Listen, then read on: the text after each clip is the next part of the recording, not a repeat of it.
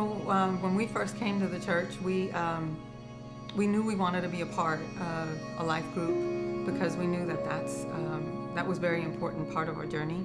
And we were apprehensive because we didn't exactly have the best experience in the past. You know, I would say when it comes to apprehensions and fears and signing up for a life group, for Sherry and I, we had just relocated to the area. We didn't know, we hardly knew anybody. I was terrified signing up for a life group. I wasn't sure what to expect, what the people were going to be like, if it was going to be like a clique. Never really heard of life groups before or understanding what they were. Some of the questions that came to my mind were, is this going to be cliquish? How do I know which group is going to be the right fit? Will I be judged, depending on where I am?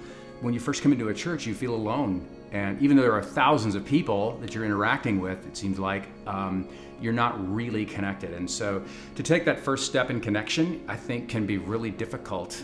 But we weren't going to give up. And so when we were approached to be a part of a life group, we just decided we were just going to get both feet in and go with it.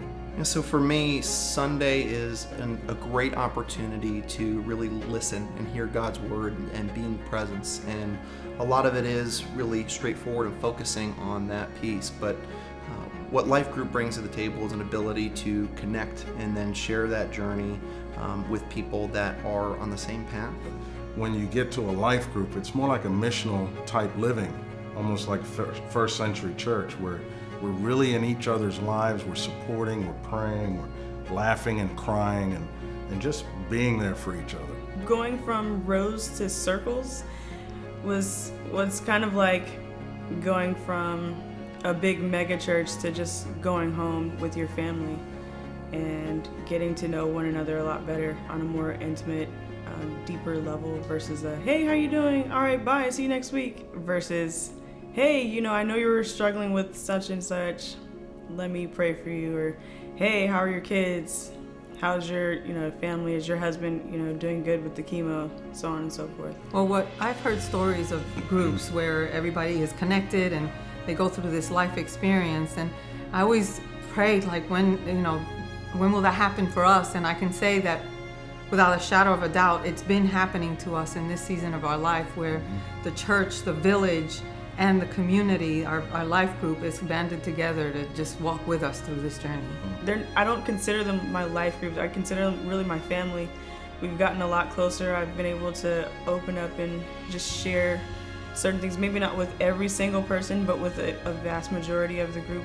And when I hit a lot of hard rocks and valleys, they were right there cheering me on, and I'm like, God, I want to quit. And they're like, no, you can't. Hebrews 10:24-25 talks about spurring one another on to do good works, and that through love. And we've just seen that in our group in such a way that Sherry and I are just so encouraged. We are so strengthened by the fact that our group deeply cares about us, just as much as we care about them. I think if you're thinking about joining a life group and you're not sure, I would say dive in. Don't wait. There's never a right time. In any season of life, we're all busy, but this experience has been such an incredible one, and I've seen such a huge return on my investment with these people and with Christ that it's not something I would ever trade for anything else. And it's the best thing we ever did. I mean, the positive side outweighed what I was thinking would be negative. Your life's going to be different. You're going to have people that you roll with in friendship, in fellowship, people that are praying for you, people that are encouraging you, and you're going to so desperately never, ever not want to be in a life group again.